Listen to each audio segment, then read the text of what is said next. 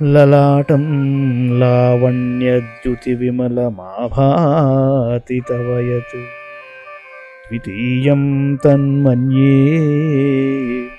మకుటఘటితం చంద్రశకలం విపర్యాసన్యాసాదుభయమపి సంభూయ చ మిథః సుధాలేపస్యూతిః పరిణమతిరాకాహిమకరః.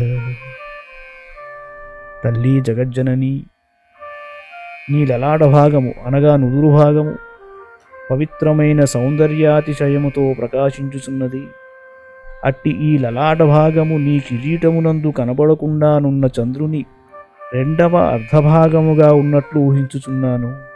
నా ఈ ఊహ నిజమే అయి ఉండవచ్చును. కారణమేమనగా నీ లలాట భాగమును ఆ అర్ధచంద్రభాగమును వ్యత్యాసముగా వాటి వాటి కొమ్ములు కలియునట్లు కలిపినచో అమృతమును స్రవించు పూర్ణచంద్రుని ఆకారమును పొందుచున్నది. ఆ స్రవింపబడు అమృతముతోనే ఆ రెండును అతకబడినట్లు కూడా కనబడని విధంగా కలిసిపోయి పూర్ణచంద్రుని వలె భాషించుచున్నవి కదా. అష్టమి తిథి శుక్లపక్షము, కృష్ణపక్షము, ఈ రెండు తిథులలో చంద్రకళ మీకు చాలా స్పష్టంగా ఉంటుంది. ఆ రెండింటినీ కలిపినప్పుడు వచ్చేది పూర్ణచంద్రుడు అని చెప్తున్నారు ఇక్కడ. నిత్యదేవిని ఉపాసన క్రమంలో అష్టమి తిథికి సంబంధించిన ఉపాసన విశేషము.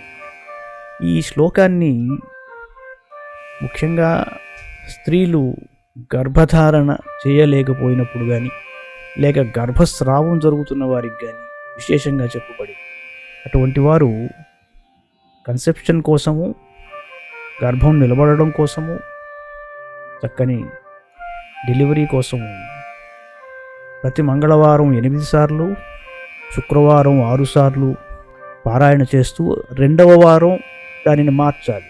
మంగళవారం 6 సార్లు, శుక్రవారం 8 సార్లు చేస్తూ ఇలా 16 వారాలు క్రమంగా పారాయణ చేసిన వారికి చక్కని ఫలితాలు ఉండగలవు. లలాటం లావణ్యద్యుతివిమలమాభాతి తవ యత్ ద్వితీయం తన్మన్యే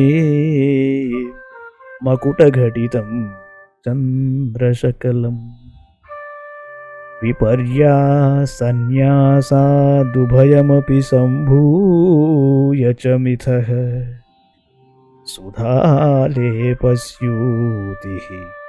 పరిణమతిరాకాహిమకరః.